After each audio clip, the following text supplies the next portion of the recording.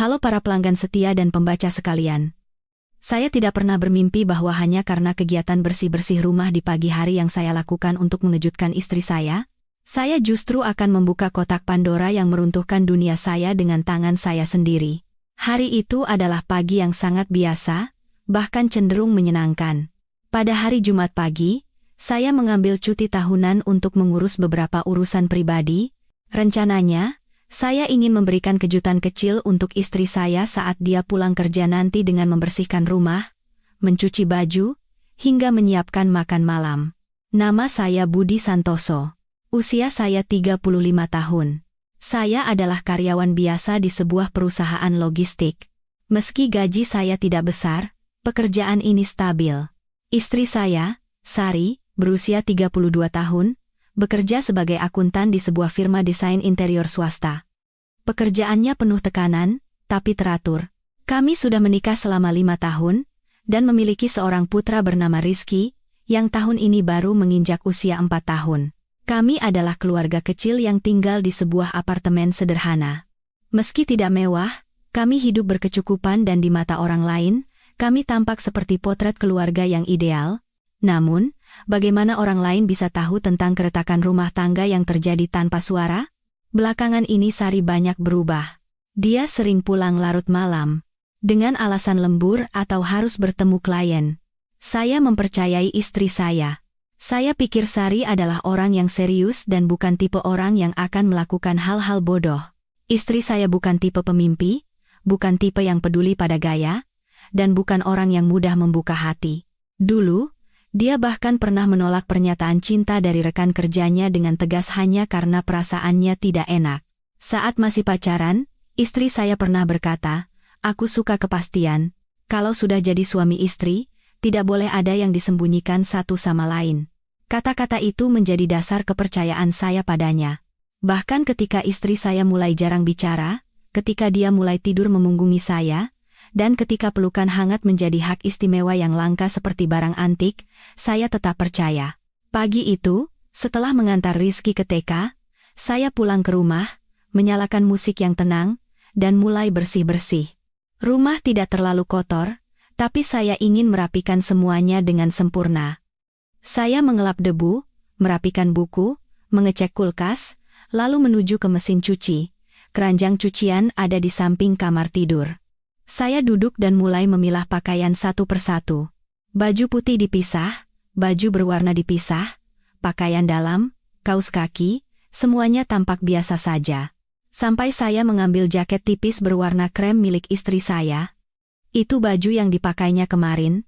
Saat saya hendak menyisihkannya untuk dicuci nanti, saku jaket itu terasa berat, seolah ada isinya.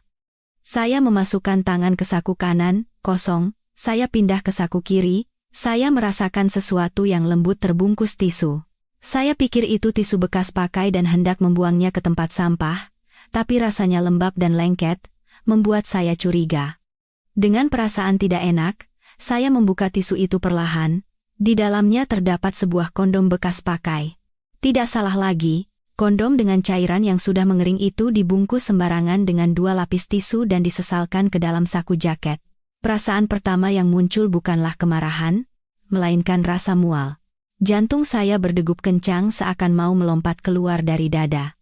Saya terduduk lemas di lantai. Kedua tangan saya gemetar hebat seperti orang yang terkena flu berat, dan di kepala saya hanya berputar satu pertanyaan. Kenapa benda ini ada di dalam baju istriku? Sari bukan orang yang membuang sampah sembarangan. Jika dia menggunakannya dengan saya untuk tujuan kontrasepsi, tidak ada alasan untuk menyembunyikan kondom bekas di saku. Lagi pula, kami sebagai suami istri sudah lebih dari sebulan tidak berhubungan intim. Saya meremas tisu itu kuat-kuat, lalu melepaskannya lagi dengan lemas. Saya tidak tahu apakah tangan saya yang gemetar, atau jantung saya. Saya duduk termenung di depan mesin cuci, seperti orang yang kehilangan arah. Ratusan hipotesis melintas di kepala saya, dan saya membantah hipotesis itu satu persatu. Tidak mungkin dia memungutnya. Tidak mungkin orang lain tidak sengaja memasukkannya. Tidak mungkin ini kecelakaan. Saya ingin menyangkalnya. Tapi ini adalah kenyataan. Saya ingin berteriak melihat tisu di tangan saya. Tapi wajah Rizky yang tersenyum cerah pagi ini sambil berkata, "Ayah, besok ke minimarket belikan es krim ya." Terbayang di benak saya. Seketika tenggorokan saya tercekat. Saya tidak boleh membuat keributan. Saya tidak boleh menghancurkan segalanya hanya karena ledakan emosi. Sebelum bertindak, saya harus mengetahui kebenaran yang pasti. Namun, yang paling menyakitkan adalah di sudut hati saya sudah yakin akan perselingkuhan istri saya. Sekarang, hal yang akan saya lakukan bukan lagi mencari tahu apakah istri saya selingkuh atau tidak, melainkan mencari tahu siapa orangnya dan sejak kapan ini dimulai. Saya membungkus kembali tisu itu, memasukkannya ke dalam plastik terpisah, dan memasukkan sisa cucian ke dalam mesin cuci seolah tidak terjadi apa-apa. Malam itu, Sari pulang lebih lambat dari biasanya. Katanya ada rapat dengan klien. Dia membuka pintu depan dan masuk seperti biasa, bahkan tersenyum. Kok rumah bersih banget hari ini?" Lantainya sampai mengkilap. Saya tersenyum tipis dan menjawab, "Hari ini libur, jadi sekalian bersih-bersih." Istri saya melepas jaketnya dan meletakkannya di sofa. Saya menatap jaket itu seperti barang bukti kejahatan. Tapi Sari tampak tidak tahu atau tidak peduli. Dia masuk ke kamar mandi dengan cepat, lalu keluar dan berbaring di samping anak kami. Malam itu saya tidak bisa tidur. Di samping istri dan anak yang tertidur lelap, saya hanya menatap langit-langit sambil mendengarkan detak jam dinding. Istri saya mengembuskan napas yang teratur dan lembut, seperti orang yang tidak punya beban di hati. Saya diam-diam membalikkan badan, menyembunyikan wajah yang mulai basah oleh air mata, dan saya bersumpah, mulai besok, saya akan memulai penyelidikan saya sendiri tentang apa yang telah disembunyikan oleh wanita yang saya cintai selama beberapa tahun terakhir ini. Sejak saat saya menemukan kondom di saku jaket istri saya, segalanya hancur berkeping-keping. Tapi anehnya, saya tidak marah gila-gilaan atau berteriak seperti di film-film. Saya justru tenggelam dalam keheningan yang menakutkan. Malam itu saat makan malam, saya masih makan bersama Sari dan Rizky, memisahkan duri ikan untuk Rizky, dan menanyakan kabar seperti biasa. Sari tampak ceria dan tidak ada tanda-tanda aneh.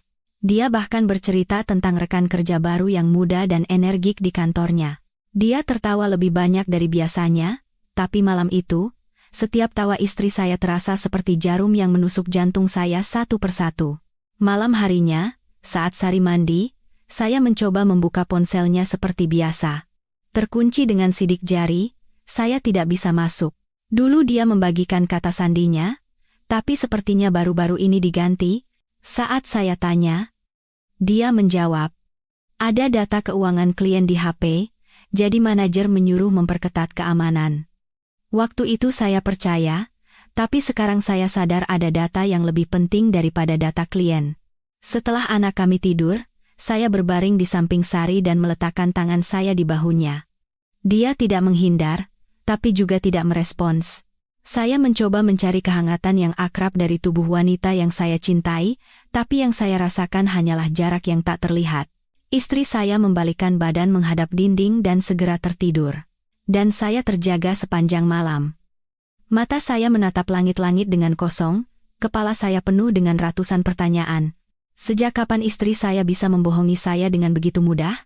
Bagaimana dia bisa memeluk anak kami dan tidur dengan begitu tenang setelah mengkhianati saya? Atau apakah saya yang terlalu naif dan bodoh, sehingga tidak menyadari tanda-tanda aneh selama ini? Saya mulai mengingat kembali perubahan-perubahan kecil. Belakangan ini Sari mengganti parfumnya, bukan lagi aroma melati yang lembut seperti dulu, melainkan aroma yang agak kuat dan menggoda. Saat saya bercanda soal parfum baru untuk ganti suasana, dia hanya tertawa dan bilang, "Yang lama habis, jadi asal beli saja." Saya tidak curiga, karena saya percaya padanya. Selain itu, setiap kali keluar rumah, dia mulai berdandan lebih niat, terutama di hari-hari ada pertemuan dengan klien.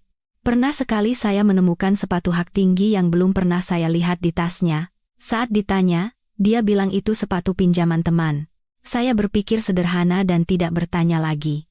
Tapi sekarang, semua detail itu terasa seperti sayatan pisau di hati saya. Meninggalkan luka berdarah yang tak bisa dilihat siapapun.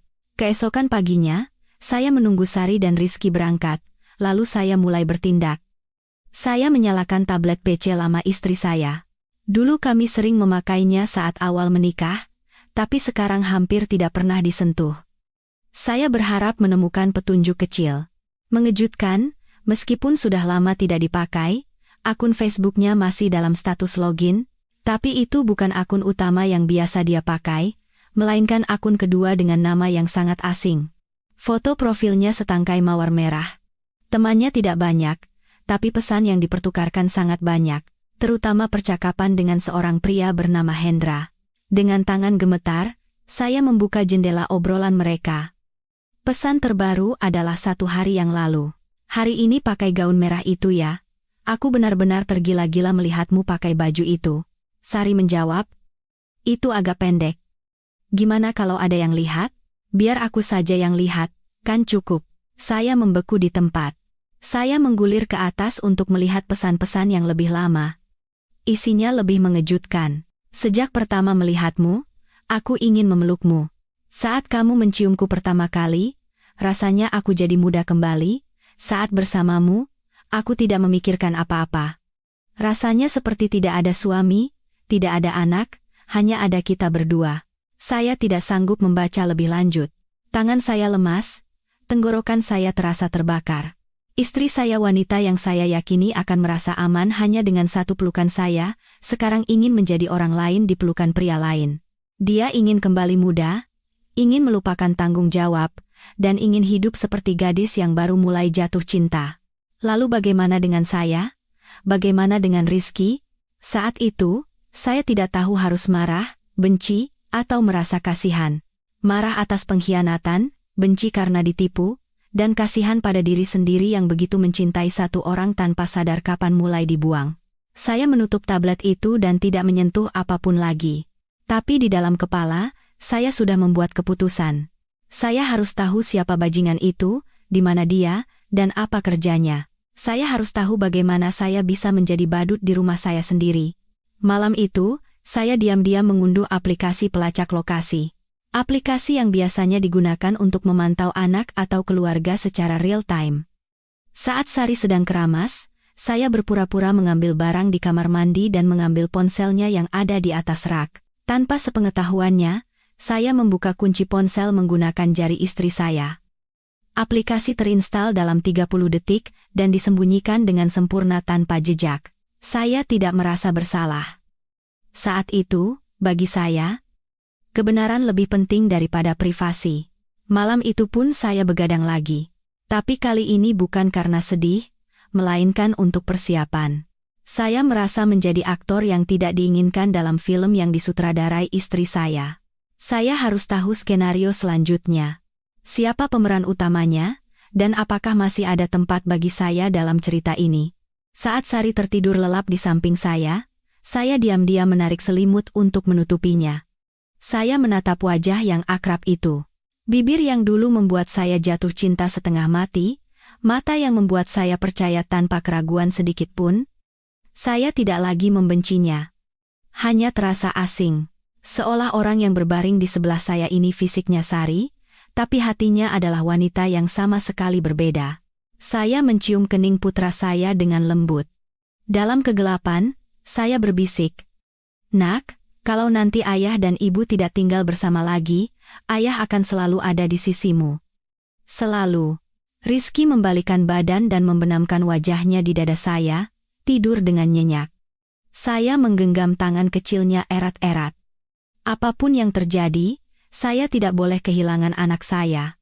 Dan saya tidak bisa tetap menjadi orang bodoh yang tertipu tanpa tahu apa-apa. Mulai besok, saya akan memulai pelacakan. Kali ini saya tidak akan tinggal diam, saya harus tahu dan melihat sendiri. Karena kelak jika anak saya dewasa dan bertanya, "Yah, dulu ibu mencintai ayah kan?" Saya tidak ingin menjawab dengan anggukan sambil menangis. Sejak hari saya memasang aplikasi pelacak di ponsel Sari, saya merasa hidup di dua dunia. Satu dunia sebagai suami yang perhatian, pulang kerja tepat waktu, bermain dengan anak di malam hari, dan mengobrol hal-hal sepele dengan istri. Dunia lainnya adalah dunia seorang pria yang diam-diam melacak setiap langkah istrinya dan membaca tanda-tanda ketidakwajaran sekecil apapun. Saya tidak tahu harus merasa bagaimana, Rasanya seperti saya sendiri sedang mengkhianati sesuatu. Sesuatu yang dulu bagi saya lebih suci dari apapun, yaitu nama pernikahan, atau mungkin kepercayaan. Tapi setiap kali perasaan itu muncul, bayangan kondom di saku jaket dan pesan-pesan penuh nafsu antara Sari dan pria bernama Hendra itu muncul kembali. Maka keraguan dalam diri saya lenyap. Saya tidak lagi mencari pembenaran atau salah benar. Saya hanya mencari kebenaran untuk diri saya sendiri dan anak saya. 3 hari pertama, tidak ada yang istimewa dari pelacakan lokasi. Sari tetap berangkat kerja jam 7.30 pagi, dan pulang sekitar jam 6 sore. Jadwalnya teratur, dan tidak ada tanda-tanda mampir ke tempat asing. Saya mulai meragukan diri sendiri. Apa saya salah paham? Mungkinkah kondom itu sengaja dimasukkan orang lain untuk mencelakai istri saya? Tidak. Saya tidak boleh membenarkan diri sendiri lagi. Semakin saya berpikir begitu, semakin saya merasa lemah. Saya butuh bukti nyata. Pada hari keempat, saat sedang rapat di kantor, notifikasi ponsel saya berbunyi. Sinyal menunjukkan Sari meninggalkan kantor pukul 13.30 siang. Lokasinya berhenti di sebuah penginapan kecil di sebuah gang di daerah Tebet, cukup jauh dari kantornya. Sari tidak bilang mengambil cuti atau ada urusan di luar. Saya beralasan ada urusan mendesak dan meninggalkan kantor, memacu mobil seperti orang gila di bawah terik matahari siang Jakarta. Jantung saya berdegup kencang, dan meski cuaca panas, tangan saya dingin sedingin es. Saya memarkir mobil di mulut gang dan mematikan mesin, mengamati situasi dari dalam. Penginapan itu terletak agak masuk ke dalam gang. Bangunannya tampak biasa saja dengan papan nama yang sudah pudar, tidak mencolok. Jelas sekali ini tempat yang menyewakan kamar per jam dengan harga murah. Saat melihat tulisan transit 3 jam, jantung saya mencelos, saya mengecek lokasi di ponsel lagi. Masih terdeteksi akurat di lantai 2 penginapan itu. Saya menarik napas dalam-dalam, membetulkan masker, lalu masuk. Di meja resepsionis, ada seorang pegawai wanita muda yang menunduk main ponsel. Saya bertanya dengan ragu. "Permisi, saya menunggu teman." Katanya teman saya sudah naik duluan. "Apa barusan ada orang masuk ke kamar 302? Pegawai itu melirik saya sekilas, lalu tersenyum acuh tak acuh. 302 ya? Sekitar jam 2 tadi ada pasangan masuk untuk transit 2 jam. Kalau mas temannya, tunggu di bawah saja ya. Gak boleh naik." Saya mengangguk. Kepala saya rasanya kusut seperti benang. Saya tidak tahu pasti apakah orang di dalam kamar itu benar-benar Sari, tapi pelacak lokasi tidak berbohong. Saya sudah mengecek aplikasinya dengan teliti, akurasinya hanya meleset 5 meter. Selama saya berdiri di dekat resepsionis dengan jantung yang rasanya mau meledak, apa yang sedang dilakukan wanita yang saya panggil istri itu di lantai atas? Terdengar langkah kaki di tangga, saya buru-buru menyembunyikan diri di balik pilar hiasan. Mengintip dari celah, saya melihat seorang pria berusia pertengahan 30 gotaan turun lebih dulu. Badannya tegap, memakai kemeja lengan pendek, dan rambutnya ditata rapi dengan wax. Dia melihat sekeliling, membetulkan ikat pinggangnya, lalu segera keluar. Karena hanya terlihat dari samping, saya tidak bisa memastikan wajahnya, tapi rasanya tidak asing. Beberapa menit kemudian, Sari turun. Istri saya mengenakan gaun terusan merah, rambutnya digerai bergelombang, bibirnya merah, dan matanya berbinar seolah baru saja memperbaiki riasannya. Benar-benar berbeda dari penampilannya yang tenang di rumah, sampai-sampai saya hampir tidak mengenalinya. Sari tidak melihat sekeliling atau tampak cemas. Dia hanya berjalan cepat ke pinggir jalan dan naik taksi online yang sudah menunggu. Saya buru-buru mengeluarkan ponsel dan memotret punggungnya. Wajahnya tidak terlihat, tapi gaun, cara jalan, dan gaya rambutnya, semuanya cocok.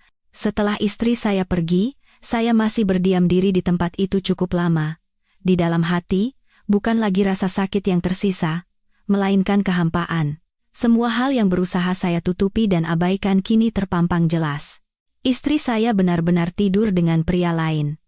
Di siang bolong, tepat di jam saat saya sedang bekerja keras demi keluarga ini, saya kembali ke resepsionis dan memaksakan suara tenang. "Ah, ternyata bukan teman saya.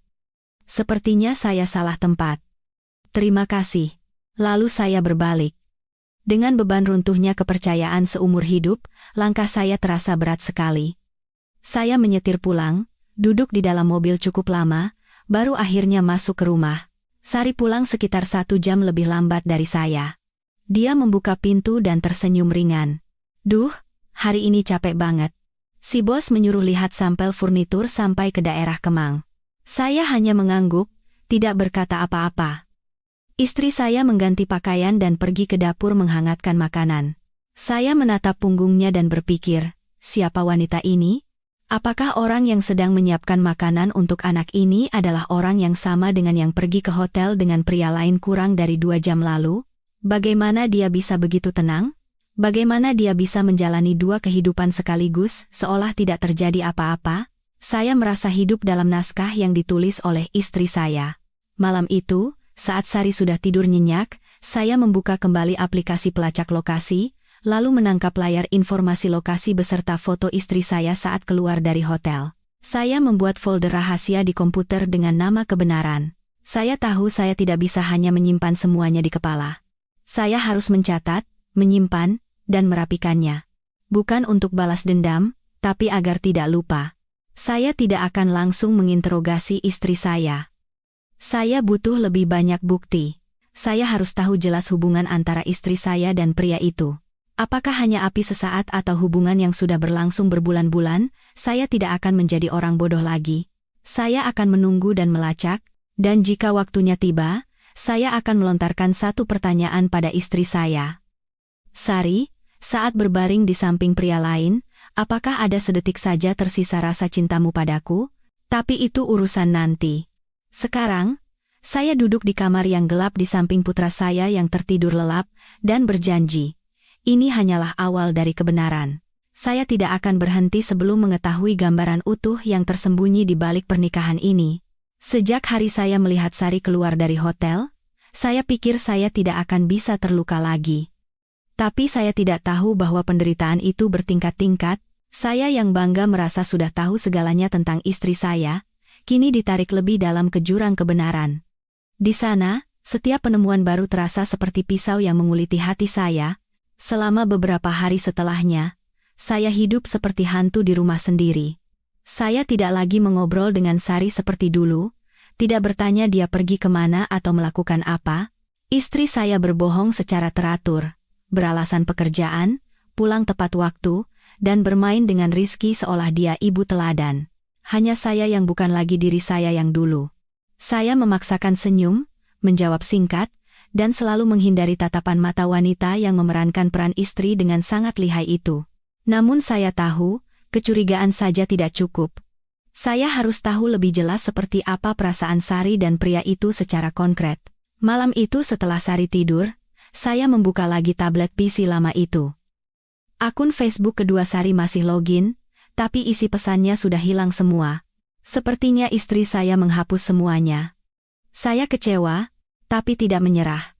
Saya berpikir, jika mereka jatuh cinta begitu hebatnya, tidak mungkin hanya menjaga kontak lewat satu akun. Wanita, serahasia apapun, butuh ruang untuk menumpahkan kata-kata cinta. Saya membuka browser internet dan mengecek riwayat kunjungan. Di antaranya ada tautan asing yang mengarah ke aplikasi pesan anonim. Jenis aplikasi yang tidak meninggalkan data di perangkat, yang sering dipakai belakangan ini. Saya mengklik tautan itu dan masuk menggunakan email utama Sari yang tersimpan.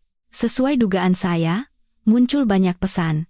Nama pengirim tidak ada, hanya kode identifikasi, tapi isinya sangat jelas sehingga saya tidak mungkin salah.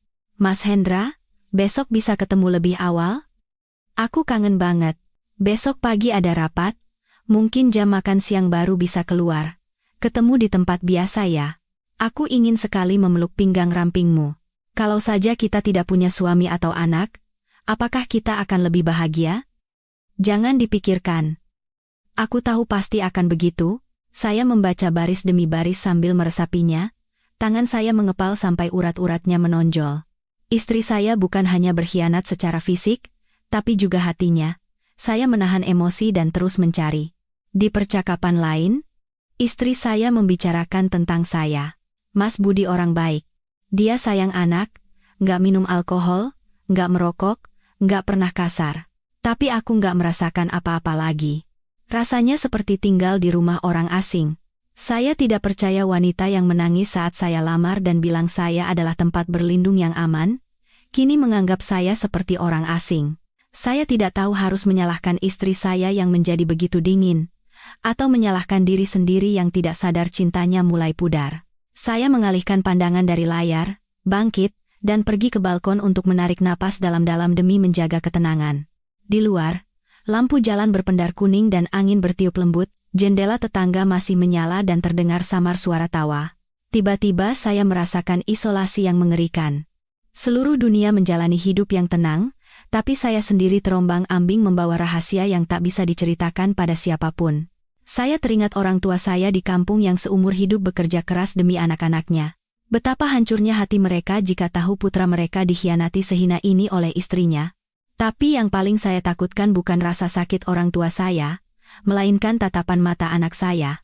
Setiap pagi dia berceloteh, "Ibu, ibu, hari ini aku mau pakai baju Superman ya?" Jika dia tahu ibunya tidak lagi mencintai ayahnya, apakah jantung kecilnya sanggup menanggungnya? Keesokan harinya, saya diam-diam melanjutkan pelacakan. Sari berangkat kerja tepat waktu dan tidak mampir ke tempat asing. Tapi malam harinya saat dia masuk kamar mandi, saya mengambil ponselnya dan mencoba memasukkan beberapa kata sandi sederhana. Mengejutkan? Sandinya adalah tanggal lahir anak kami. Kunci terbuka, dan saya masuk ke folder tersembunyi di galeri foto. Di sana ada beberapa foto yang diambil diam-diam di kafe. Sari dan seorang pria duduk berdempetan, wajahnya tidak terlihat jelas, tapi di bawah meja tangan mereka berpegangan erat. Foto lain menunjukkan mereka keluar dari lift. Tangan pria itu melingkar ringan di pinggang Sari. Foto-foto semacam ini tidak mungkin diambil kalau bukan istri saya sendiri yang mengatur sudutnya. Saya tahu postur berdiri itu, tatapan itu, jenis tawa itu bukan Sari yang ada di meja makan keluarga. Itu sosok wanita yang menjalani kehidupan lain. Saya menangkap layar semua foto itu, dan mengirimnya ke ponsel saya, lalu menghapus riwayat tampilan foto agar istri saya tidak curiga. Malam itu, saat berbaring di samping Sari, ada notifikasi kecil berbunyi di ponselnya. Pesan muncul di layar, "Hendra, mimpi indah cintaku." Istri saya membalikkan badan, melirik layar sebentar, lalu buru-buru mematikannya. Saya pura-pura tidur memejamkan mata. Tapi di dalam hati rasanya seperti ada yang melubangi besar sekali. Orang bilang cinta itu kepercayaan. Saya dulu percaya sepenuhnya. Dan sekarang kepercayaan itu menjadi pisau tajam bagi harga diri seorang suami, mengiris luka sepotong demi sepotong. Saya tidak lagi berharap istri saya kembali. Bagi saya, hanya tersisa satu tujuan. Menemukan si Hendra itu. Pria yang menyusup ke celah pernikahan saya, meninggalkan bau pria lain di tubuh istri saya, dan mencuci tangan seolah tidak terjadi apa-apa. Siapa dia? Rekan kerja? Klien? Atau teman lama? Saya harus tahu. Jika dia hanya pria numpang lewat, saya akan menghinanya. Tapi jika dia mendekat dengan rencana dan niat sengaja, saya harus bersiap untuk konfrontasi langsung. Bukan untuk berkelahi karena cemburu, tapi untuk merebut kembali kehormatan saya dan hak saya sebagai ayah dan suami yang tidak sepantasnya ditikam dari belakang seperti ini. Saya membuka kembali foto-foto itu dan meneliti detailnya. Di foto yang diambil di kafe, nama kedai terlihat samar di latar belakang. Saya mencatat namanya dan mencarinya di aplikasi peta. Itu sebuah kafe di daerah perumahan dekat kantor Sari. Saya menandai tempat itu dan memutuskan untuk pergi ke sana besok. Mungkin saya bisa bertemu dengannya, atau mengetahui sesuatu lebih banyak. Malam ini, saya akan melanjutkan peran saya. Sampai drama ini berakhir dengan kebenaran yang tak terbantahkan, saya akan tetap menjadi suami yang perhatian dan ayah yang teladan. Keesokan paginya, begitu Sari berangkat, saya segera ganti baju dan menyetir ke kafe bernama Kafe Kenangan itu. Nama yang terlihat samar di foto yang disimpan istri saya. Kafe itu tersembunyi di perumahan yang tenang, kurang dari 2 kilometer dari kantor Sari. Ruangannya kecil, bergaya vintage, dengan beberapa meja kayu di dekat jendela. Saya masuk dan memilih sudut yang agak tersembunyi. Memesan kopi hitam, duduk diam, dan mengamati wajah-wajah pelanggan yang keluar masuk. Awalnya saya tidak berharap banyak. Bisa saja Sari dan bajingan itu hanya bertemu 1-2 kali lalu ganti tempat. Tapi sekitar jam 9 pagi, pintu kafe terbuka dan seorang pria masuk. Saya langsung mengenalinya sebagai pria berkemeja putih yang keluar dari hotel waktu itu. Tinggi, bahu lebar, rambut pendek rapi, kulit sawo matang, wajahnya tidak tampan, tapi maskulin. Tipe yang mungkin dirasa menyegarkan bagi wanita bersuami. Dia memesan ice latte dan duduk di meja yang sama persis dengan yang ada di foto Sari. Tidak perlu menebak lagi. Itu pasti dia. Saya berusaha tetap tenang dan menyembunyikan wajah di balik koran. 15 menit kemudian, Sari masuk. Tubuh saya seketika kaku. Istri saya memakai kemeja putih dan rok hitam pas badan, rambut diikat rendah. Penampilan yang cukup memberi kesan dia bersiap untuk janji yang serius tapi tidak berlebihan. Istri saya duduk di sampingnya, tertawa ringan tanpa banyak bicara, dan berpegangan tangan di bawah meja. Tidak peduli pada siapapun di sekitar. Bagi orang lain, mereka terlihat seperti pasangan kekasih biasa, tapi bagi saya, itu adalah tamparan atas semua yang telah saya bangun dengan susah payah.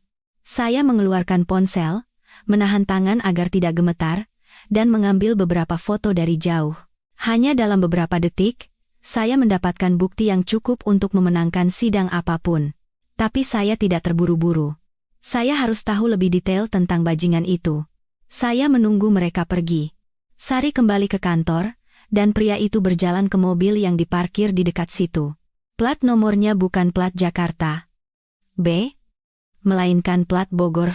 Saya memotret plat nomornya dan menggunakan layanan pengecekan info kendaraan online. Hasilnya langsung keluar. Pemilik mobil, Hendra, kelahiran 987, alamat di Bogor, namun alamat domisili sekarang di sebuah apartemen di Jakarta. Dengan beberapa pencarian lagi, saya bisa menemukan akun Facebook pribadinya. Foto profilnya adalah dia sedang menggendong anak laki-laki berusia sekitar 3 tahun, dengan tulisan "Ayah sayang banget sama kamu." Halaman pribadinya penuh dengan foto keluarga. Istrinya masih muda dan cantik, sepertinya menjalankan bisnis toko online. Saya membeku. Dia punya keluarga, tapi dengan tidak tahu malu menggoda istri saya, berpura-pura menjadi bujangan kesepian, dan membisikkan racun manis di telinga istri saya.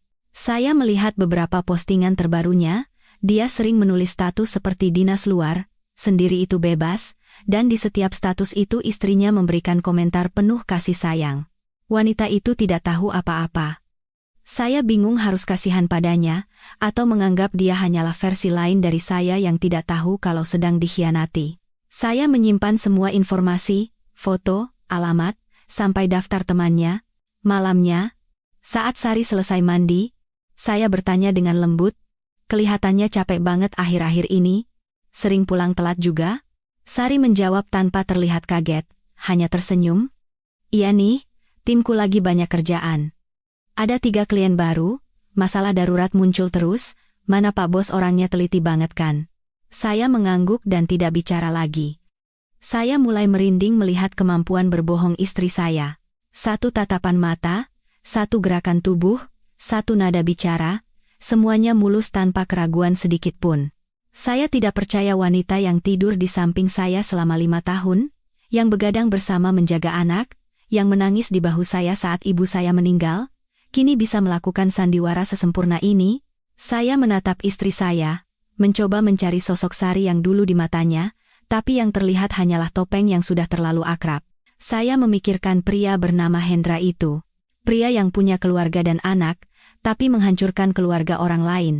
Saya baru pertama kali melihat orang sejahat itu. Dia bukan sekadar peselingkuh, dia pemburu. Mahir menyusup ke dalam kesepian wanita bersuami, menanamkan ilusi cinta, lalu lari begitu kebenaran terungkap. Tapi saya tidak akan membiarkan dia lari. Saya harus memberitahu dia bagaimana rasanya dikhianati. Namun, caranya bukan dengan membuat keributan karena cemburu dan menyakiti anak saya. Saya butuh cara lain, cara yang tenang tapi cukup menyakitkan. Malam itu, saya membuat akun email anonim. Saya menulis draft email yang akan dikirim ke istrinya, melampirkan semua foto yang saya ambil, alamat hotel, dan isi pesan, beserta tulisan singkat.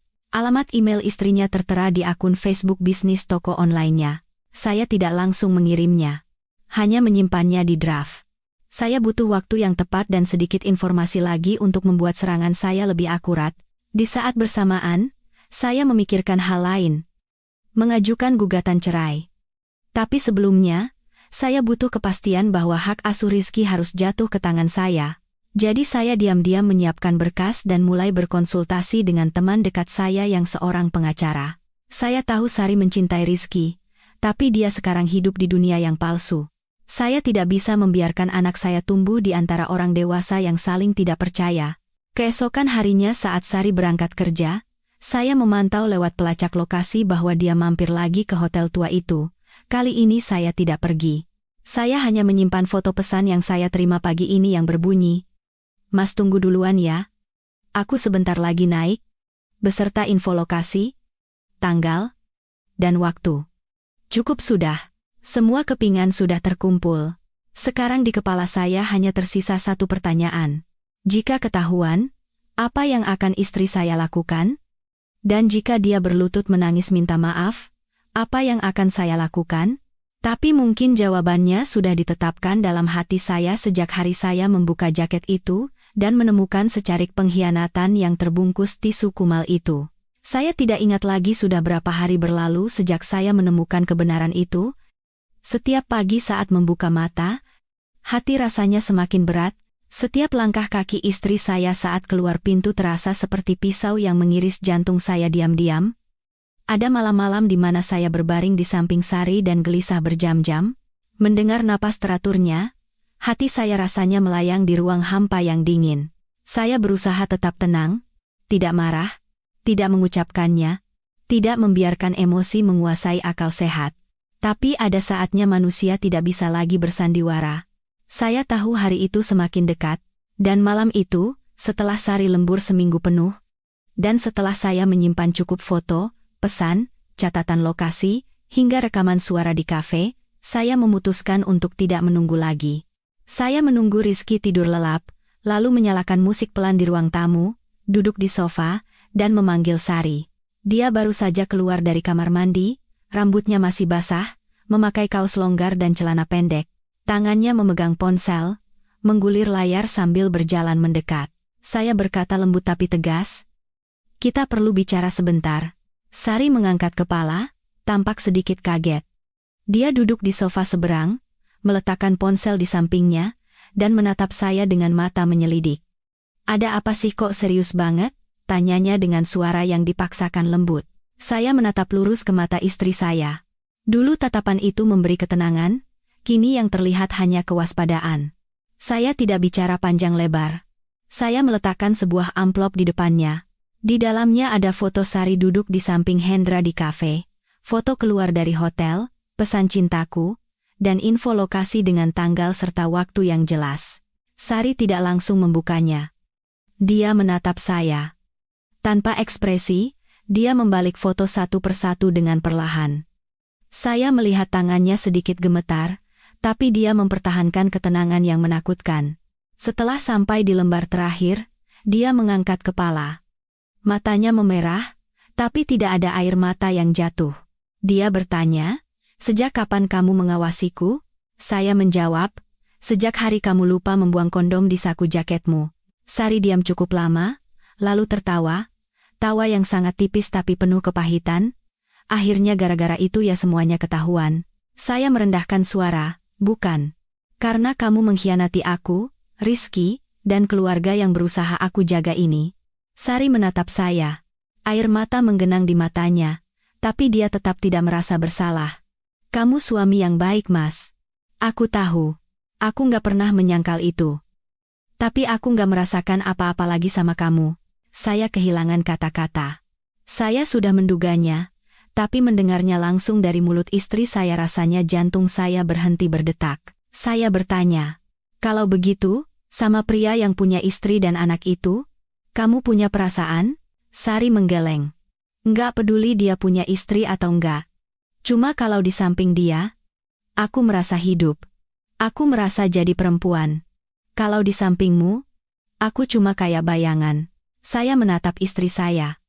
Saya tidak bisa lagi mengenali Sari yang dulu, bukan hanya fisiknya, tapi hati, nilai-nilai, dan kepercayaannya tentang pernikahan sudah berubah total. Saya bertanya, jadi selama beberapa tahun ini kamu jago banget aktingnya? Pelukan itu, makan malam itu, saat berbaring di samping anak, semuanya palsu? Sari menggeleng lagi. Matanya masih merah. Enggak, bukan palsu. Aku juga berusaha. Aku berusaha banget buat mencintaimu lagi. Tapi nggak bisa. Aku nggak mau mengkhianatimu. Tapi aku juga nggak sanggup hidup dalam hubungan yang cuma sisa kewajiban. Kamu orang baik. Tapi aku nggak bisa mencintaimu cuma karena alasan kamu suami yang baik. Kata-kata itu seperti air es yang disiramkan ke kepala saya. Jadi kebaikan pun bisa jadi dosa, dan menjadi orang baik pun bisa membuat orang lain tercekik. Saya bersandar di sofa. Seluruh tenaga di tubuh saya rasanya hilang. Saya melontarkan pertanyaan terakhir. Kamu mau terus berhubungan sama orang itu?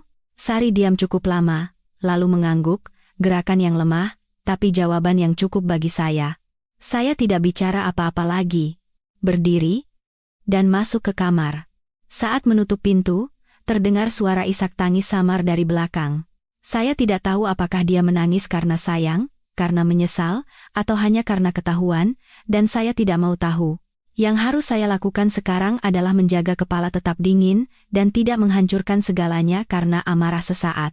Saya berbaring di samping anak saya, mendengarkan napasnya yang teratur, dalam hati hanya tersisa satu keyakinan.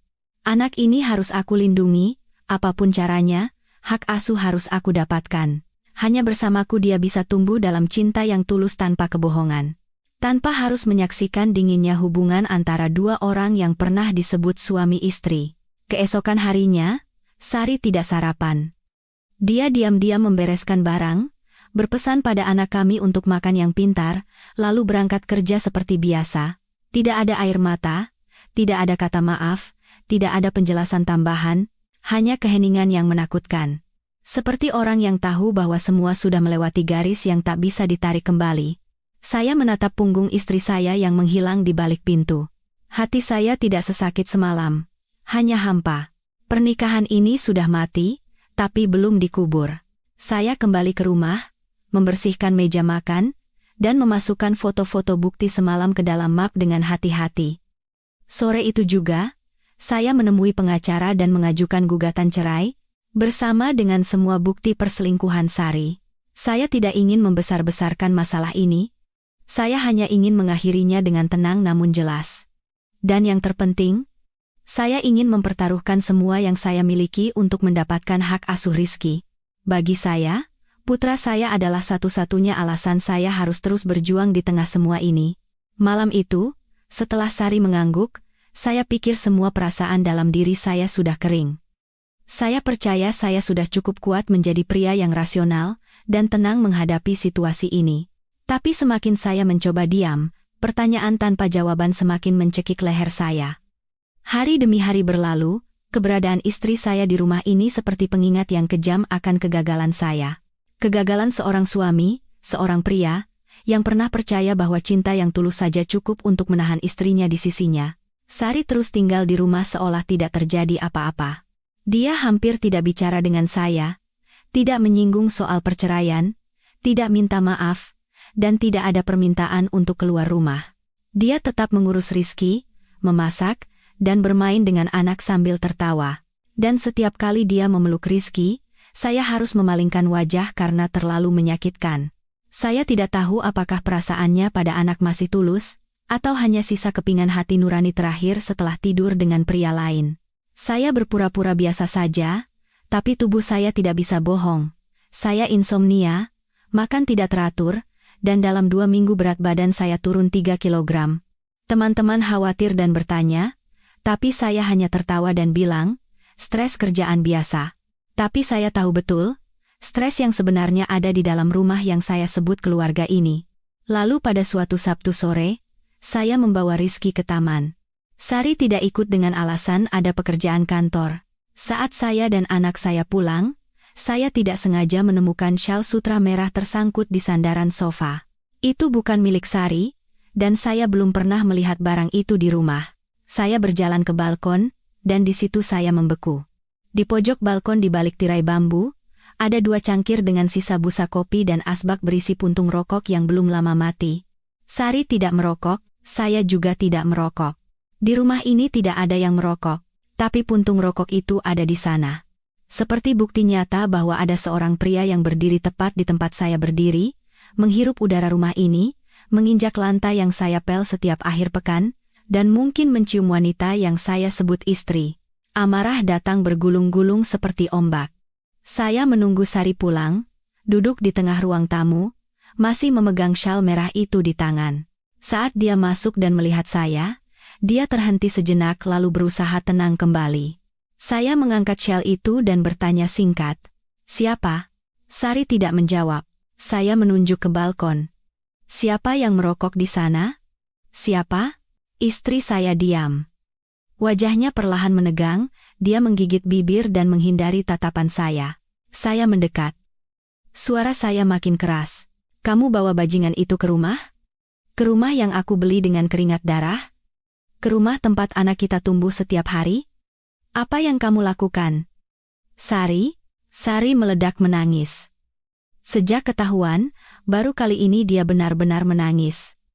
Bukan tangisan pembelaan diri atau menghindar. Seperti tangisan karena segala sesuatu di dalam dirinya runtuh. Dia berlutut dan menutupi wajahnya. "Maafkan aku. Aku salah. Aku nggak bisa nahan. Aku tahu salah tapi aku nggak bisa berhenti." Saya menatap wanita yang terisak di kaki saya. Bukan kemarahan yang terasa, tapi rasa kasihan. Saya bertanya, "Memangnya apa yang membuatmu sampai segininya?" "Karena cinta." "Kamu sebut ini cinta?" Sari mengangkat kepala. Matanya bengkak. "Kamu nggak ngerti. Di sampingmu aku kayak mesin. Tiap hari masak, jaga anak, bersih-bersih, kerja. Kamu orang baik dan sayang aku, tapi aku bukan lagi diriku sendiri. Tapi di samping Mas Hendra, aku bisa ketawa, bisa ngomong, bisa merasa jadi wanita yang dicintai. Kamu pernah sadar nggak aku ganti gaya rambut, pakai baju baru, kamu meluk aku tanpa alasan kapan? Cuma bilang tolong ambilin ke meja, jangan lupa kunci pintu, anak nangis, cuma itu. Aku hidup kayak bayangan." Saya tertawa. Tawa yang kering seperti suara sandal diseret di lorong rumah sakit. "Kamu menyalahkan aku karena tidak memelukmu? Kamu selingkuh dan memeluk pria lain, lalu menyalahkan aku atas perselingkuhanmu?" Istri saya bungkam. Saya duduk dan menatap matanya lurus-lurus. Setiap kata saya ucapkan dengan jelas. "Aku mencintaimu setengah mati, Sari. Aku melakukan segalanya biar kamu nyaman. Biar kamu bisa jadi ibu. Aku pulang cepat buat jemput anak, nyuci, masak, bahkan menunda promosi biar bisa punya waktu sama keluarga. Kamu pikir aku nggak capek? Kamu pikir aku nggak kesepian? Tapi aku nggak selingkuh. Karena aku memikirkan anakku, keluargaku, dan wanita yang aku cintai. Tapi kamu, saat bosan sama suami, bukannya memperbaiki malah menghancurkan. Kamu pelukan sama pria lain lalu pulang memeluk anak seolah nggak ada apa-apa. Kamu sebut itu cinta? Tidak, Sari. Itu egois, pengkhianatan dan kejam." Sari menutupi wajah dan menangis terseduh-seduh. Saya bangkit, masuk kamar, dan mengambil surat cerai yang sudah saya siapkan, meletakkannya di atas meja, tanda tangan. "Aku nggak butuh maaf atau aktingmu lagi. Aku cuma butuh anakku. Aku nggak bisa membiarkan dia tumbuh di asuh ibu yang memasukkan pria lain ke rumah saat suaminya nggak ada." Sari membalik halaman surat itu dan membeku. Tangannya gemetar. Saya berkata dingin, "Bukti selingkuhmu. Foto. Pesan. Kalau perlu saksi. Semua ada. Kalau mau rebutan hak asuh, aku nggak akan kasih ampun. Kamu yang melahirkan, tapi aku yang merawat. Anak butuh lingkungan sehat. Bukan tempat di mana saat ibunya pergi beberapa jam, ada pria lain yang menggantikan tempat itu." Sari terisak. "Aku nggak pantas. Aku nggak punya muka lagi. Aku salah. Kamu yang asuh anak. Izinkan aku lihat anak saja." Saya tidak menjawab.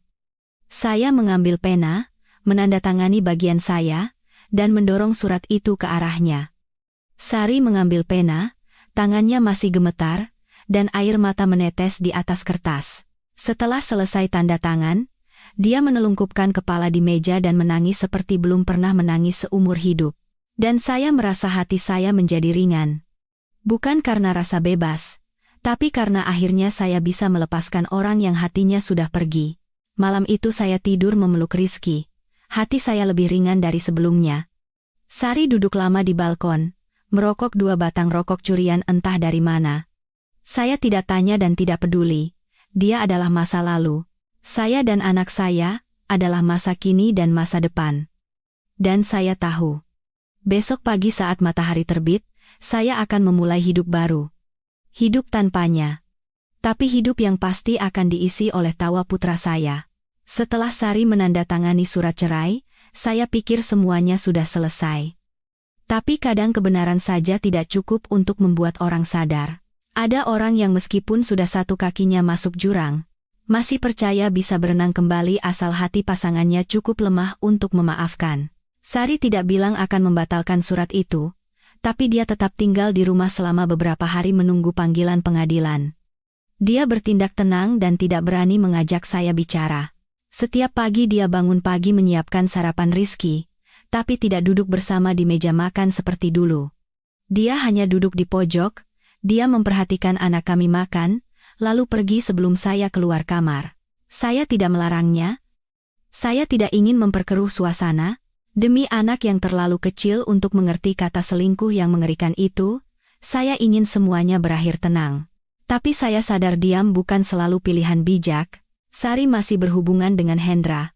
Karena pelacak lokasi masih terpasang, saya tahu. Saya tidak lagi membaca pesannya, hanya melihat lokasi. Meskipun sudah tanda tangan surat cerai beberapa hari lalu, dia masih pergi ke hotel tua itu saat jam makan siang, masih bertemu dengannya, dan berkencan seolah tidak terjadi apa-apa. Yang membuat saya kaget bukan fakta itu, tapi Sari mulai mengunggah foto pribadi lagi di akun media sosial keduanya yang dulu dipakai berkirim pesan dengan pria itu. Foto bunga, cangkir kopi, wajah di dalam taksi, foto separuh wajah, dan tulisan-tulisan penuh makna tersirat. Tanah menjadi keras setelah hujan. Selama jantung berdetak, semua luka akan sembuh. Saya membaca huruf demi huruf rasanya seperti membaca deklarasi perang. Istri saya tidak merasa bersalah. Dia merasa kasihan pada dirinya sendiri. Dia memerankan korban dalam cerita yang dia buat sendiri. Saya tidak bisa diam lagi. Saya harus memberitahu Hendra bahwa dia tidak bisa menghancurkan keluarga orang tanpa bayaran. Dan saya harus memberitahu istrinya bahwa dia sedang dikhianati dan dia punya hak untuk memilih hidupnya sendiri. Malam itu setelah Rizky tidur, saya menyalakan laptop dan masuk ke akun email anonim. Saya melampirkan foto Hendra dan Sari bersama, foto hotel, rekaman percakapan di kafe, dan bahkan rekaman CCTV koridor hotel yang saya dapatkan dari orang bayaran. Semua bukti terlampir dengan waktu, tempat, dan detail yang jelas. Saya menulis surat pendek tanpa caci maki. Mbak Ratna, saya Budi, suami Sari. Lampiran ini adalah bukti yang saya kumpulkan 2 bulan terakhir. Saya tidak tahu bagaimana Mbak akan menyikapi ini, tapi saya rasa Mbak berhak tahu apa yang dilakukan pasangan seumur hidup Mbak di belakang Mbak. Saya tidak berharap Mbak marah, saya hanya berharap Mbak bertindak bijak demi anak Mbak dan diri Mbak sendiri. Saya menekan tombol kirim dan duduk termenung cukup lama. Tidak lega, tidak sakit, hanya rasa lelah menjalar dari hati sampai ujung jari. Rasanya seperti memeras sisa ketenangan terakhir dalam diri saya untuk melakukan hal yang dulu saya anggap pengecut. Tapi ini bukan balas dendam. Ini keadilan. Jika Hendra bujangan, kesalahannya ada pada Sari, tapi dia punya istri dan anak, hidup dengan 2 wajah, dan menebar bencana di keluarga orang tanpa ada yang tahu. 2 hari kemudian, pesan masuk dari nomor tak dikenal. Halo. Saya Ratna, istri Mas Hendra. Saya sudah baca emailnya. Terima kasih sudah tidak diam saja. Saya hanya membalas, maaf Mbak Ratna jadi terseret masalah ini. Dia membalas lagi. Enggak apa-apa. Urusan saya biar saya yang selesaikan. Tapi kalau Mas butuh saksi di sidang perceraian, saya bersedia membantu. Saya kagum pada wanita itu. Dia tidak membuat keributan, tidak balas dendam, tidak memviralkan di internet. Dia memilih jalan paling bijak untuk melindungi dirinya dan anaknya dari suami yang tak pantas. Saya tidak tahu apa yang dia lakukan. Tapi seminggu kemudian, Sari tiba-tiba berhenti kerja. Saya mendengar dia menelepon temannya. Kayaknya istri dia ngamuk. Si bos nyuruh aku ngajuin resign. Aku juga capek. Istirahat aja deh biar tenang. Istri saya tidak tahu kalau saya yang mengirim bukti itu. Dia pikir saya masih suami penurut yang menahan segalanya selama beberapa tahun ini. Saya tidak memberitahunya. Biarkan dia hidup dalam anggapan itu. Tapi beberapa hari kemudian, dari tatapan matanya, saya tahu dia mulai sadar ada yang berubah. Bukan lagi tatapan kasihan atau diam yang angkuh. Itu tatapan takut. Takut bahwa saya tidak lagi lunak. Takut bahwa saya tidak akan lagi memaafkan. Suatu malam saat saya sedang bekerja, Sari berdiri ragu di depan pintu kamar. Dia berkata pelan, "Aku tahu aku nggak punya hak lagi, tapi makasih sudah nggak menyakiti anak kita. Aku tahu kamu kirim email ke Mbak Ratna. Aku nggak dendam." Saya menjawab tanpa menoleh, "Aku nggak melakukan apapun demi kamu. Aku melakukannya demi Rizky, dan demi wanita-wanita yang berhak hidup bahagia tanpa dikhianati." Sari diam. Dia berbalik tanpa kata. Keesokan paginya, dia mengemasi barangnya sendiri dan pergi ke rumah orang tuanya di Bogor. Tidak ada salam perpisahan, tidak ada pelukan untuk anak, saya pun tidak mencegahnya. Saya tahu dia butuh waktu untuk melihat dirinya sendiri. Dan saya butuh waktu untuk membersihkan puing-puing pernikahan yang saya jaga sepenuh hati ini. Hari itu saat membersihkan rumah, setiap sudut penuh kenangan. Sofa tempat Sari tertidur memeluk anak, meja makan tempat dia memarahi saya dengan lucu karena menumpahkan kecap. Dapur tempat saya diam-diam belajar masak makanan kesukaannya saat ulang tahun. Semuanya masih ada, tapi orangnya berubah. Saya berhenti di depan kamar Rizky, membuka pintu dan masuk. Dia sedang menyusun balok, dan saat melihat saya dia tersenyum lebar. "Ayah, besok Minggu kita jalan-jalan yuk?" Saya memeluknya dan mengangguk. "Iya. Kita pergi kemanapun Rizky mau. Anak ini adalah satu-satunya hadiah yang tersisa bagi saya dari pernikahan yang hancur ini. Dan saya berjanji, kebahagiaan terakhir ini tidak akan saya biarkan direbut siapapun. Demi anak saya akan hidup lebih benar dari sebelumnya. Bukan untuk mendapatkan simpati orang lain, tapi agar tidak malu pada diri sendiri." Setelah Sari pulang ke rumah orang tuanya di Bogor, rumah kecil saya dan Rizky tiba-tiba terasa sunyi dengan cara yang aneh. Suara langkah kaki jam 6 pagi, wangi parfum dari jaket yang tergantung di pintu, dan suara obrolan yang bercampur pertengkaran semuanya hilang. Hanya kami berdua, ayah dan anak, yang memulai hari-hari baru dengan saling mengandalkan. Saya pikir semua akan lancar. Surat cerai sudah diajukan, Sari pergi sendiri, dan tidak menuntut apa-apa. Tapi seminggu kemudian, saya menerima surat pemberitahuan dari pengadilan. Sari secara resmi mengajukan hak asuh anak. Saya membeku di depan surat itu. Hati saya mencelos. Istri saya menginginkan Rizky. Setelah semua kejadian itu, setelah tanda tangan sendiri, setelah memutuskan pergi, dia mencoba mengambil satu-satunya hal yang tidak boleh hilang dari saya, anak saya. Saya tidak tahu motif Sari. Mungkin karena takut pandangan orang sekitar, atau karena rasa bersalah ingin menebus dosa dengan memegang sesuatu. Tapi apapun alasannya, mengajukan hak asuh setelah meninggalkan rumah menunjukkan dia belum siap menjadi ibu yang serius. Saya langsung menelepon pengacara untuk konsultasi. Dia bilang tidak bisa menjamin 100% hak asuh jatuh ke saya. "Mas Budi, meski ada kesalahan di pihak istri, pengadilan biasanya mengutamakan anak tinggal bersama ibunya. Terutama kalau anak masih kecil. Untuk dapat hak asuh Rizky, Mas harus buktikan Mas punya kondisi ekonomi dan mental yang cukup untuk mengasuh. Dan yang paling penting, harus membuktikan kalau ibunya tidak memenuhi syarat itu." Mendengar itu hati saya berat. Saya tidak ingin menjelekkan ibu dari anak saya, tapi saya tidak bisa menyerahkan Rizky pada orang yang memasukkan pria asing ke rumah dan bilang tidak punya perasaan lagi pada keluarga ini. Saya mulai mengumpulkan semua berkas yang bisa membantu. Kontrak kerja, slip gaji, sertifikat rumah, foto keseharian saya dan Rizky, serta pesan, foto, dan rekaman, yang menunjukkan ketidakstabilan emosi dan perilaku Sari selama ini. Bukan untuk mempermalukannya, Tapi untuk membuktikan pada pengadilan bahwa saat ini sayalah orang yang lebih tepat merawat Rizky. Selama saya menyiapkan berkas, Sari diam saja. Tidak ada telepon atau pesan menanyakan kabar anak. Aneh. Ibu yang mengajukan hak asuh tapi sama sekali tidak bertanya anaknya makan apa atau tidur nyenyak tidak. Hal kontradiktif itu makin membulatkan tekad saya. Pada hari sidang mediasi pertama, saya membawa Rizky ke pengadilan sebagai bukti hidup. Dia memakai kemeja biru muda, memegang tangan saya erat, melihat sekeliling ruang sidang yang asing. Sari datang terlambat. Memakai gaun panjang dan masker, dia sempat berhenti sejenak saat melihat saya. Tatapan matanya saat melirik Rizky seperti ingin lari memeluk, tapi dia berhenti di tempatnya. Saat ditanya alasan menginginkan hak asuh, dia menjawab singkat, "Karena saya ibunya."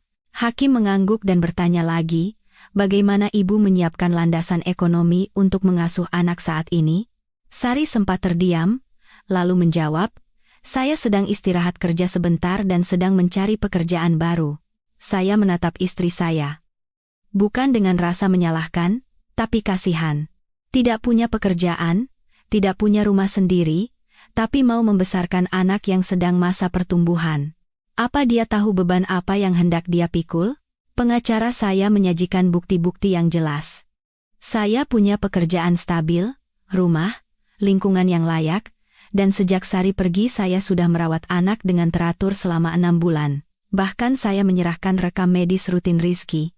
Bukti bahwa saya selalu membawanya ke dokter, dan mengurus makan serta tidurnya dengan teliti. Saat giliran membantah, Sari tidak bicara apa-apa dan menunduk. Mungkin dia sadar dia tidak bisa menang. Tapi saya tidak menduga apa yang terjadi setelahnya. Selesai mediasi, Sari mendekat dan menarik lengan baju saya pelan. "Mas Budi, aku tahu aku nggak pantas asuh anak. Tapi tolong izinkan aku ketemu Rizky seminggu sekali. Aku nggak akan ganggu. Aku cuma mau lihat dia tumbuh." Saya menatapnya. Hati saya sedikit goyah. Tapi saya menjaga jarak dan berkata, "Aku akan ikuti putusan pengadilan. Kalau pengadilan mengizinkan, aku nggak akan melarang. Tapi Sari, kalau kamu benar-benar mau jadi ibu, kamu harus berubah, bukan demi aku, tapi demi anakku." Mata Sari memerah, tapi kali ini dia tidak menangis. Mungkin air matanya sudah habis setelah melanggar banyak batasan moral beberapa bulan ini. Beberapa minggu kemudian, pengadilan memutuskan hak asuh Rizky jatuh ke tangan saya secara resmi. Alasannya adalah kondisi keuangan yang stabil, lingkungan tempat tinggal mandiri, dan fakta bahwa saya sudah merawat anak secara langsung selama 6 bulan terakhir. Sebaliknya, pihak ibu tidak bisa membuktikan kemampuan asuh. Tangan saya gemetar mendengar putusan itu. Bukan karena takut, tapi karena lega. Akhirnya saya berhasil menjaga hal paling berharga dalam hidup saya. Setelah sidang, Sari keluar lebih dulu dan pergi dengan mobil keluarganya. Saya tidak memanggil, tidak mengantar, tidak menoleh. Saya hanya membungkuk, menggenggam tangan Rizky erat-erat, dan pulang ke rumah. Dalam hati berjanji, mulai sekarang ayah akan jadi ayah sekaligus ibu buatmu. Ayah nggak butuh siapa-siapa lagi. Kamu tumbuh jadi anak baik saja sudah cukup. Malam itu saat menidurkan Rizky, dia berbisik, "Yah, ibu masih sayang aku kan?" Saya terhenti sejenak, menelan tangis yang naik ke tenggorokan. Saya mengelus kepalanya dan mencium keningnya. "Tentu saja ibu selalu sayang kamu. Cuma sekarang ibu ada tugas jauh. Tapi ayah akan selalu ada di sini bersamamu setiap hari." Rizky mengangguk, membalik badan memeluk guling, dan tertidur. Saya duduk lama di sampingnya. Berpikir, apakah luka ini akan membekas seumur hidupnya? Atau waktu akan membuatnya lupa? Saya tidak yakin, tapi mulai sekarang saya tahu saya tidak boleh lemah lagi, tidak boleh takut, tidak boleh runtuh. Saya hanya punya anak ini, dan saya sudah kehilangan terlalu banyak, jadi saya tidak boleh kehilangan satu kali lagi. 1 tahun berlalu sejak pengadilan memberikan hak asuh kepada saya. Kehidupan kami berdua sudah masuk ke jalur baru yang stabil. Rumah tua itu masih sama, meja makan masih tempat saya, dan Rizky duduk berhadapan setiap hari. Ruang tamu masih tempat kami main, bikin PR, dan nonton kartun. Yang beda cuma satu, tidak ada lagi orang yang keluar dari kamar tidur setiap pagi. Tidak ada langkah kaki yang akrab atau wangi parfum yang terbawa angin. Segalanya lebih damai dan teratur, tapi sedikit lebih sepi. Bulan-bulan awal, saya sering kaget terbangun tengah malam karena merasa mendengar suara pintu dikunci. Tanpa sadar saya menyendok nasi 3 porsi dan menuang air 3 gelas, bukan 2. Tapi perlahan, saya belajar hidup dengan ruang kosong itu. Tidak berusaha mengisinya, hanya menerima bahwa kekosongan itu ada. Rizky tumbuh lebih cepat dari dugaan saya. Dia tidak lagi sering bertanya soal ibunya seperti dulu. Kadang dia tiba-tiba nyeletuk, "Ibu sekarang pasti sibuk banget ya?" "Ya, kalau begitu," saya cuma tersenyum dan jawab, "Iya, mungkin begitu. Tapi ibu pasti selalu memikirkanmu kok." Saya tidak tahu Sari ada di mana sekarang. Sejak sidang, dia tidak menghubungi saya. Uang tunjangan anak dikirim setiap bulan. Jumlahnya tidak banyak, hanya simbolis, tapi saya menerimanya agar kelak Rizky tahu ibunya juga punya rasa tanggung jawab. Sekali waktu, Mbak Ratna, mantan istri Hendra, mengirim pesan memberitahu bahwa Sari dan Hendra sudah putus. Katanya setelah Mbak Ratna mendatangi kantor Hendra dan membuat keributan besar.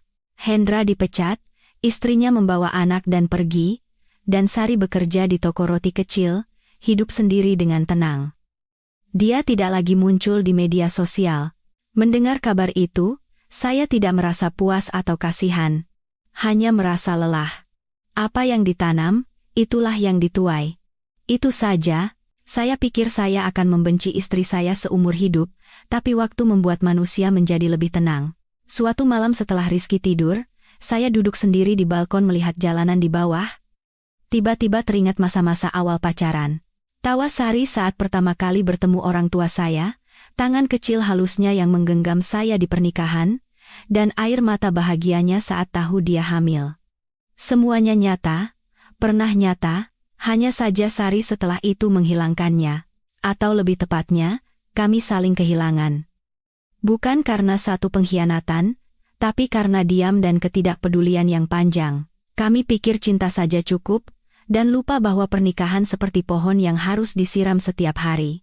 Kalau tidak disiram dia kering, kalau kebanyakan air akarnya busuk.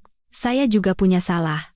Bukan membenarkan perselingkuhan Sari, tapi kalau saya lebih perhatian, lebih sering bilang cinta, dan melihatnya sebagai wanita bukan cuma sebagai ibu dari anak saya, mungkin segalanya akan berbeda. Mungkin. Tidak pasti juga. Kadang manusia memang berubah begitu saja. Suatu minggu sore, saat saya dan Rizky sedang merakit robot di kamar, bel pintu berbunyi. Saat pintu dibuka, Sari berdiri di depan saya. Dia lebih kurus, rambutnya pendek, pakai kemeja putih dan celana jeans, tangannya memegang kotak kue kecil. Dia diam sebentar lalu berkata, "Maaf datang tanpa kabar. Aku cuma bawa kue buatan sendiri buat Rizky." Saya diam sebentar, lalu mempersilakannya masuk. Dia melihat sekeliling rumah, melihat semuanya masih sama seperti dulu, dan matanya berkaca-kaca. Rizky lari keluar, melihat ibunya, lalu berteriak ibu, dan memeluknya. Sari memeluk putranya lama sekali dan menangis tanpa suara. Saya memalingkan wajah, tidak mau mengganggu momen itu. Meskipun pelukan yang terlambat, setelah berpisah beberapa bulan, mereka berhak saling merangkul. Setelah itu, untuk pertama kalinya dalam setengah tahun, kami duduk berhadapan, tanpa pertengkaran, tanpa saling menyalahkan, hanya tanya kabar, cerita soal anak, dan janji tidak akan menghilang lagi. Saat dia mau pulang, saya mengantar sampai pintu tanpa banyak bicara. Sebelum pergi, dia menoleh dan berkata pelan, "Makasih sudah membesarkan anak dengan baik. Dan makasih sudah nggak mengajarkan anak untuk membenciku." Saya cuma bilang, "Anak butuh ibunya. Walaupun kamu bukan lagi istriku, kamu selamanya ibunya anak ini." Sari mengangguk dan berbalik. Punggung kecilnya perlahan menjauh di gang yang penuh cahaya matahari sore. Saya menutup pintu dan masuk ke rumah. Rizky masih main dengan gembira, wajahnya cerah sekali. Mungkin bagi anak kecil, kebahagiaan itu sesederhana ayah dan ibu sama-sama menyayanginya, itu sudah cukup. Dan bagi saya, kebahagiaan sekarang adalah melihat anak saya tumbuh hari demi hari dalam kedamaian, tanpa kebohongan dan air mata. Masa depan bagaimana? Saya tidak tahu. Apakah suatu hari Sari punya keluarga baru, apakah Hendra bangkit lagi, atau apakah saya akan membuka hati lagi. Tapi satu hal saya tahu pasti, saya sudah memaafkan, bukan demi Sari, tapi demi diri saya sendiri. Saya memaafkan masa lalu di mana saya memberikan segalanya tapi gagal menjaga satu orang. Saya memaafkan diri saya yang bodoh, diri saya yang marah, dan momen-momen lemah saat saya hampir hancur. Saya memaafkan agar hati lebih ringan, tidak memanggul ingatan pahit, dan bisa melangkah maju. Memaafkan bukan berarti mengizinkan orang lain menyakiti lagi, tapi agar tidak mengurung diri dalam penderitaan masa lalu. Akhir tidak selalu berarti kehilangan. Kadang itu adalah awal yang lain, yang lebih ringan dan lebih bermakna. Jika ada dari kalian yang mendengar cerita ini berada di situasi serupa, atau pernah berdiri di tepi jurang pengkhianatan, tolong ingat ini, kamu tidak bisa menahan orang yang tidak ingin tinggal hanya dengan cinta, dan kebaikan bukan alasan bagi orang lain untuk setia. Hiduplah dengan benar, tapi belajarlah mencintai diri sendiri. Saat kamu memberikan segalanya untuk satu orang, sisakan satu keping untuk hatimu sendiri agar bisa bangkit saat terluka. Jangan lupakan itu. Saya Budi Santoso, pernah jadi suami, sekarang seorang ayah, dan seorang pria yang belajar memaafkan demi kedamaian diri sendiri, bukan demi kembalinya orang lain.